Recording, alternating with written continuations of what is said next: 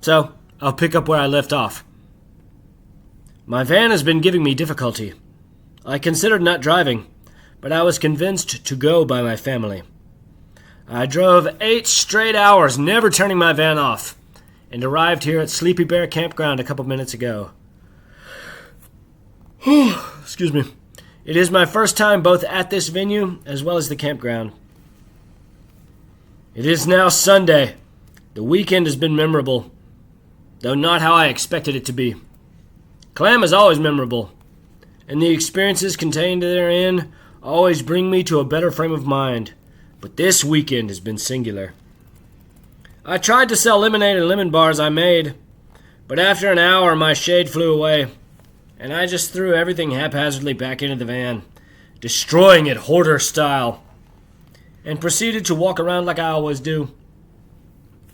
Given the problems with my van I have been having, I left at the Encore to beat the traffic, and realized after driving almost 30 minutes through various police barricades, I turned around, and upon getting back to the campground was informed they wouldn't let me in, that I would have to come back. So I parked in an office building and walked back, carousing until the evil hour when I tried to get back in. I got the van running, but when I put it in gear, it would not accelerate at all. I threw it in neutral and double parked as out of the way as I could manage. Walking back with a sigh, I closed my eyes under a tree near where I was parked. I did not want to sleep in the van and risk another DUI. No way. I can suffer. At the show, I heard Alistair.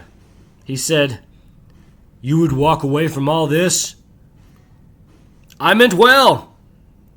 And I was racked with a great guilt. Even more so than always.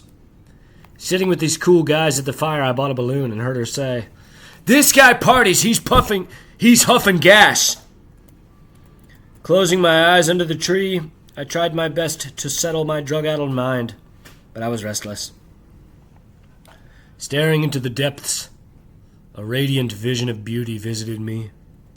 She stayed only a moment before spinning in departure. Once gone, I opened my eyes anew. She is the psychic I have been thinking on. She has possessed my mind ever since. My heart? Eventually, I slept poorly for 3 hours. Yesterday was equally exciting. The day began with a lively conversation with a simple idiot, and others, though he is the only one I don't remember, which in the course of time degenerated into an argument, loud-voiced, though I was the one who started it. I felt it needed to be said. The truth.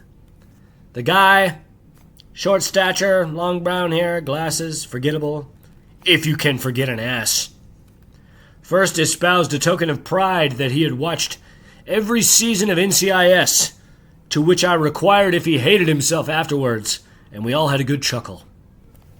He kept going on and on about being sober, but he was quick to discuss Adderall. And when I asked him if he had one, he got very thin-lipped and spewed addict claptrap thereafter. Continuing to go on and on about his sobriety, I felt compelled and cleared the air, letting him know that in fact he was not sober, but addicted to amphetamines. He kept rationalizing and raising his voice. I asked him to just try. He stood up and began pacing his sickly, wiry frame, saying, "Headier than thou," etc. I raised my voice once. He left eventually.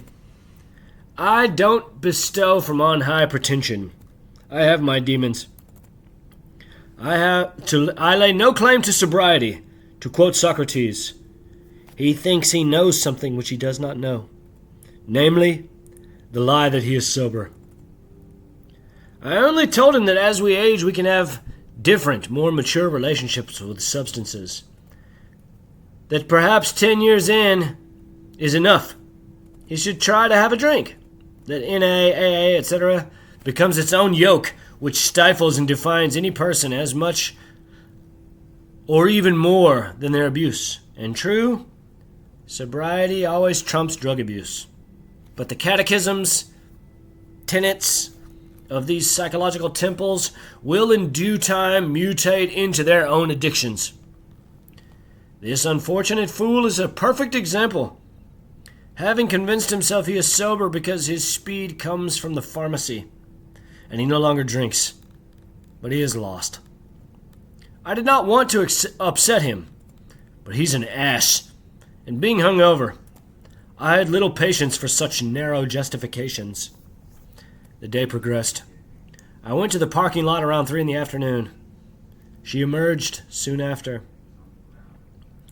I was taken this time by how it seemed nowhere close to capacity. I would say the crowd here suggests a tapering.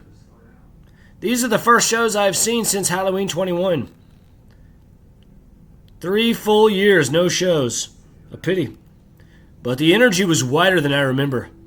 Plenty of leg room. I bought an eagle pin and stole away to pin it on my shirt. I heard her. "I don't know, he's some sort of vagabond." And she was there digging for hours. Said many complimentary things. Made shrewd observations regarding my psyche.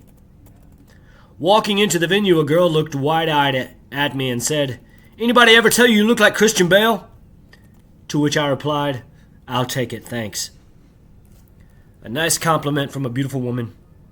In fact, she is not the first woman to tell me that. I was also told that by a girl in New York who printed out my headshot in Midtown before auditioning for The Two Gentlemen of Verona. While waiting for the band, I finally spoke to both of them. She was lamenting, audibly sighing before admitting, "It's a lot." She was encouraged to continue when I interjected. I said, "What do you want from me? You want me to come there and scream at the top of my lungs?" Alistair replied, Yeah. He's thinking on my scene. It's gold. I resigned myself to go straight there. These tactics abhor me, though I marvel, and find myself caught up sincere. I did not sleep. Stayed up all night doing drugs with a real nice dog. Not into fish. Party crashed in the venue. She had snuck into the campground, which I did not realize until she took me to the store when she left, having 2 kids, a couple hours away. Now I have a huge swollen toothache. I smoked too many cigarettes while high on drugs. I look ridiculous. I ate some LSD, and it appears to be working in reducing the pain, but I have Elephant Man vibes. The show starts earlier today. 5:30 the ticket reads, though they'll start later, maybe 6:15. I'm flying to LA on Monday or Tuesday. I have decided not to go to DC. The Folger will still be there. The Journalist is now. My rage spirals at the audacity. How vulgar it feels to persist in this way when we could talk like brothers and friends. I am operating on the assumption that Alistair knows this woman. A psychic bitch who hawks her power for $1, but I know nothing. He is bewildered by me, because he knows I was prepared. But I cannot see what he hopes to gain by these occult methods that won't be gleaned easier through sincerity. He wants me to go there and yell. He wanted me to do something else in June, and I was afraid. Now I have to be as vigorous as I can. Though it seems to me he's bought me. But I have to do everything I can to show my remorse, that I am prepared to do whatever it takes, that I'm listening.